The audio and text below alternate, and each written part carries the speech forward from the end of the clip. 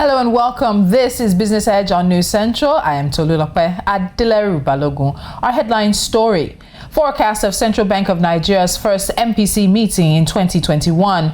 Nigeria is about to hold her first monetary policy committee meeting for the year. What will be the focus? Tackling inflation or pushing for growth via more lending?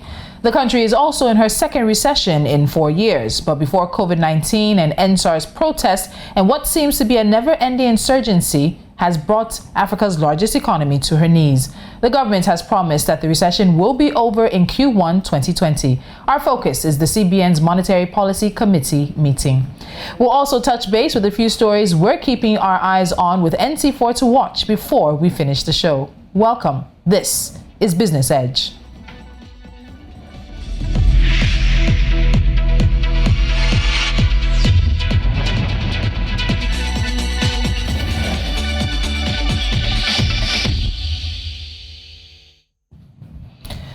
Now, Nigeria is set to hold her first MPC meeting, and the country's benchmark monetary policy rate has been predicted to rise by 200 basis points to 13.5% in 2021, up from 11.5% it is presently. Bloomberg Economics made the prediction in their quarterly guide titled "Ultra-Low Interest Rates Are Here to Stay, 2021 Central Bank Guide." It pointed out that the Central Bank of Nigeria has been under pressure to aid the recovery of an economy that's in recession, even after a 200 basis points cut of the MPR in 2020. However, it stated that inflation at a 34-month high and a currency that has been devalued 3 times in 2020 complicates the outlook for monetary policy.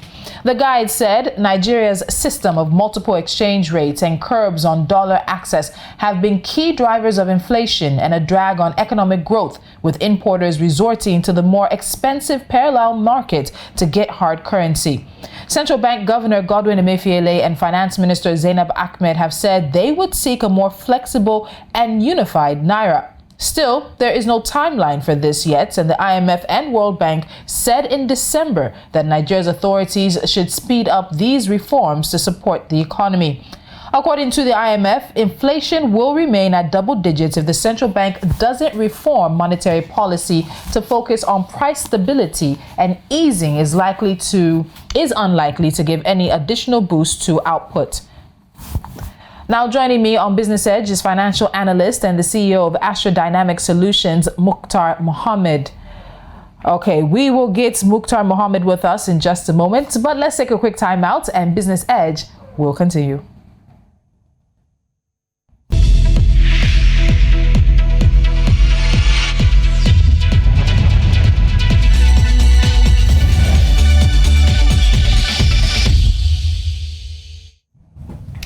Now we have, of course, Muktar Mohammed joining us. He's the CEO of Dynamic Solutions here in Lagos, Nigeria.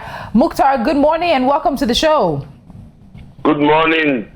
It's great to have you. So let's get straight into this. Now, we see that the CBN is being asked to participate a bit more in aiding Nigeria's recovery. Do you think that the CBN will continue trying to boost the economy with more lending or refocus on fighting inflation? Or can they even do the two at the same time? Thank you, Tolu. Unfortunately, the CBN has their hand tied. But I think normally what they should have been doing is the second one that you make mention, trying to spike the economy back on saying, but the other round they are trying to do what the fiscal policy should be doing, that is trying to do more lending into the economy and sometimes even tying the hand of banks to do what I call forced lending. And you see, they have two monsters they are trying to tackle: inflation, which is directly not on their own part, but they are trying to handle it also. And the one that is directly related to them that everybody thinks they should deal with is the FX volatility, making the FX stable. So they have their hands tied into two areas, and unfortunately, they are not getting anyone right at the moment. Okay, so we might be talking about the moment now, but let's take a quick trip down memory lane. Is there anything between 2019 and 2020 that you think that the CBN got right in terms of its regulatory role, or even in being part of an economic progress for the country? Yes, I must give it to them. They tried in the area of inflation until we had the COVID-19 pandemic. They were not doing badly at all. And secondly, in the exchange rate, you could say that when the COVID-19 came in, also that had a way of destabilizing their stable exchange rate and the low price of oil. And if you watch from a height of almost 500, they've been able, especially in the parallel market, they've been able to bring it to 470, 460 at the point due to administrative reform, not even liquidity reform. So if they can get it in administrative reform, you know what will happen if the liquidity improves.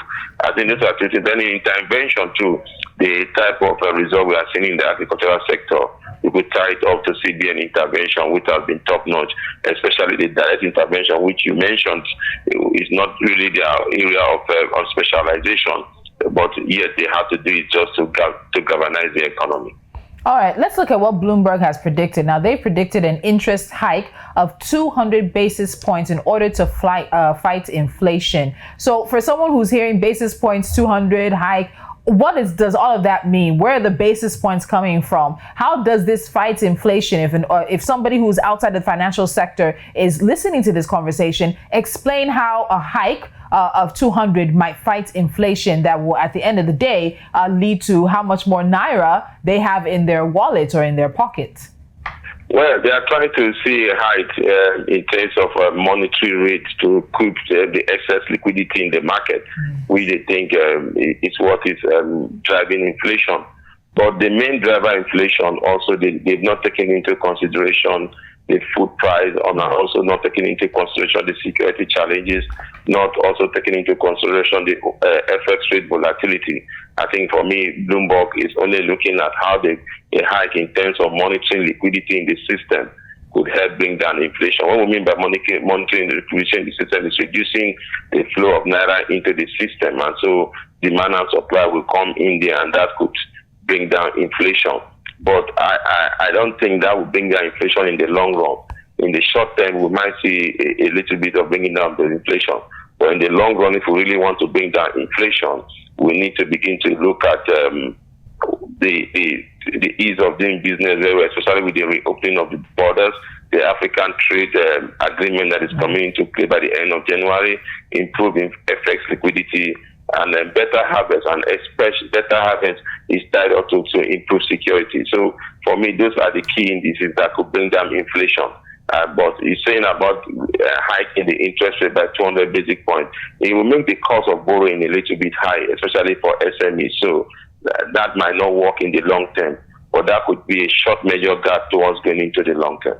All right, so it's interesting you mentioned the Africa Continental Free Trade Area Agreement as well as food inflation. It's such an important number in Nigeria. More households spent above 50% of their income on food. And we know that food inflation has been at some of the highest levels we've seen in a number of years. Borders were also closed, many saying that was one of the things that led to food inflation. But the president ordered borders opened, land borders anyway, opened in December. Are we already seeing some of that have effects on the inflation rate, or is it still going to take some time for that to show itself in regards to the inflation rate? The border was not closed for 1 week. The border was not closed for 2 weeks. The border was closed for almost a year. So you can't expect an overnight success with the reopening of the borders. And so I think it's going to take some time before we begin to see the effect of the reopening of the borders, especially in food price. We'll see about the second quarter of the year. So we'll not see those effects now, because border opening is going to take a lot of time for people to adapt. It's going to take a lot of time for food products to be moving in between both nations, and not to forget that the African Free Trade Agreement. Some people are just waiting for the African Free Trade Agreement to come into place before they even do any import or export into any of the countries. So it's going to take some time, and we might just have to wait a little bit to the second quarter of this year. All right, so let's talk a bit more about recession. Nigeria, unfortunately, is in her second recession in about 4 or 5 years. The last time the country was in recession, one of the ways the country exited recession was because OPEC allowed it to have more on the quota in terms of barrels per day of production, of oil production, as well as 1 or 2 other countries. Now, do we expect that, given that the country is in recession again, we might see this kind of allowance made, particularly with OPEC Plus? What do you think about this? No, I don't think OPEC will go that route again because OPEC is looking at price stability. When we had this in the first recession, we didn't have the kind of price war or price downward trend in the oil of price, crude oil, like what we are having now. So I don't think we'll have that. If you look at sometime last week, the reports came in that we were only able to do 1.7 million barrels a day. That's what we've been doing for a while now. And because they want to maintain price stability, they need to do that. So like I said, Nigeria never does anything different to come out of recession. You pointed it outrightly. The OPEC just gave us that leeway and we're out of recession. And knowing that it's not only Nigeria that is going through this crisis this time around, so OPEC will have to give a leeway. They may have to give leeway to almost all the OPEC producing nations. And I don't think if they do that, they would depress the price of oil. So I don't think they want to do that in an area where they are trying to make sure that the price of crude does not come too low or too high. So we are in a dilemma, and unfortunately, that's our largest means of income. So the best we can do is to wish for the price of crude to go up, which is already going up. But what we enjoy in the terms of price of crude going up, we also suffer in the terms of production coming down. And once production comes down, that will affect our earning ability. So what else can we do? We diversify the economy. How do we diversify the economy now? We've been diversifying all the while, but we've not done competitive diversification, and that has been a major problem. And diversification is not something that brings you overnight success. Yeah. Just like what we are seeing in the border reopening, it will take some time before you begin to see those end results. So when Nigeria gets out of recession, we'll get out of recession because the price of crude might go up, and that will increase our FX liquidity, like pointed out by Bloomberg. Expect our liquidity to go as high as 42 billion before the end of this year. So that can help us go out of recession. But like I always say, once we get back to that low price, we may be slipping into another recession. Okay, and you're echoing the thoughts of a few analysts that we've spoken to in terms of the link between recession and oil prices on the international market and external factors that countries like Nigeria cannot control. Muktar, please hold on. We're going to take a quick time out. And when we continue the conversation on Nigeria's MPC meeting, the first one for 2020, we'll continue right here on Business Edge. Stay with us.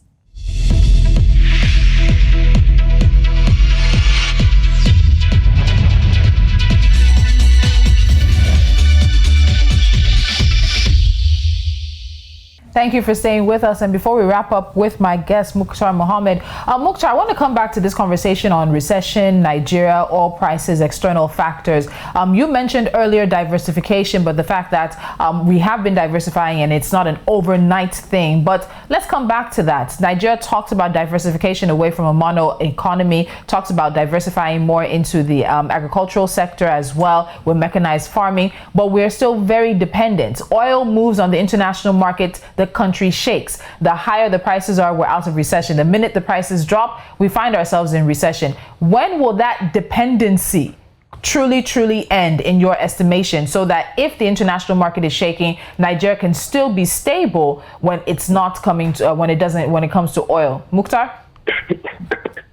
I laugh because it's going to take a long time for that. Like I said, diversification is not an overnight success. I think what we've done, we have diversified our economy from up down instead of from bottom up. So we need to look at the bottom up approach, which is how to, first of all, seeing how you can take care of the needs of your people, your basic needs of the people, like putting food on their table, being able to provide for their basic necessity, especially in the area of food security. So if once we get that, now we begin to look at our competitive advantage. It's only when you are able to feed your home that you begin to think of exporting that outside. Agriculture is one cash cow that Nigeria have not exploited since they discovered oil. So it's to go back to the basic, but first of all, try to see how you can feed your people so that we don't get people depending so much on foreign exports foreign import to get food on their table, especially when it comes to baby items, cereal product, and other food items. So once we are able to do that, then we begin to look at competitive advantage on what we can export out of this country. And when I mean competitive advantage, we must look at what we can do better. I always tell people, when you talk of Ghana, you talk of cocoa, you talk of Cote d'Ivoire, you talk of cocoa. So you can't be talking of Nigeria, you are talking of virtually everything we want to export. Want to export cassava, want to export yam, want to export maize. No, we need to look at what we can do basically, what we can handle. And then when you look at export, you need to build up your storage infrastructure also. So those are basically when you begin to think of exporting. But for now, what Nigerians should be doing is to see how they can meet the need of the people. Once you meet the need of the people, the case for FX to import food items will go down. So that will bring down the volatility of the naira, especially in terms of exchange rate volatility between the naira and the dollar. Okay. So when you bring that you are beginning to address some other areas like inflation and also others like exporting. So by the time they export, that means they will be exporting at a good price, okay, and they will be able to make profit. All right, that is a major challenge. Muktar, this is my final question, and I'll quickly make it a two-part one because of time. Now, during the 2008 financial meltdown, that nations and institutions became broke, we saw central banks come in to rescue many nations. And now we're seeing more finance ministries becoming active participants in the financial well-being of their nations. Do you think this is a healthy combination, or could apex banks be losing their regulatory hold, or could they be too involved? We have seen some criticisms of Godwin Emefiele as the CBN governor. And let me add to that very quickly. What do you think we should expect from the MPC meeting when it holds later? I expect the MPC meeting to look at how they can address the FX rate volatility. Once they are able to address that, they will be dealing with inflation using one stick to kill two birds. And okay, so for me, once they get the FX rate volatility right, then they will begin to look at inflation, and then they will be able to address it. But unfortunately, like I said, they cannot address inflation as a whole on themselves. The monetary policy, the fiscal policy has a lot to do with that. So what the CBN will be doing is to see how they can bring stability in the exchange rate for us. They have done that already in terms of administrative measures. They need to look at how they can drive in liquidity into that space. All Once right. liquidity in terms of FX come into that place, they would have been addressing that, and that would bring down the cost of food items, especially those that are imported into the country. So they will be addressing inflation. All right, Muktar Mohammed, thank you so much for joining me on Business Edge. We will, of course, have you back sometime soon. Thank you so much. Always a pleasure, Penelope. Have a great day. The same to you. All right, so you know what we do. We're wrapping things up with NC4 to watch, and here it is. A single passport for all African nations is set to be introduced this year as the continent is forming its way towards easy movement of people and goods within its internal boundaries. A single passport for Africans is a declaration of the Africa Union Agenda 2063, seeking to integrate the continent's business and politics based on Pan-Africanism and the vision of Africa's Renaissance. Egypt announced on Saturday the discovery of new trove of treasures as the Saqqara necropolis south of Cairo. This includes an ancient funerary temple. The Tourism and Antiquities Ministry said the major discoveries made by a team of archaeologists headed by famed Egyptologist Zahi Hawass also included more than 50 sarcophagi. South Africans can expect more load shedding to continue from this week. Eskom has announced that some generation units have yet to return to service. In a statement on Sunday, Eskom said load shedding will be reduced to stage 1 from 11 p.m. Sunday night, January 17th, until 5 a.m. Monday morning, January 18th, 2020, and then stage 2 thereafter.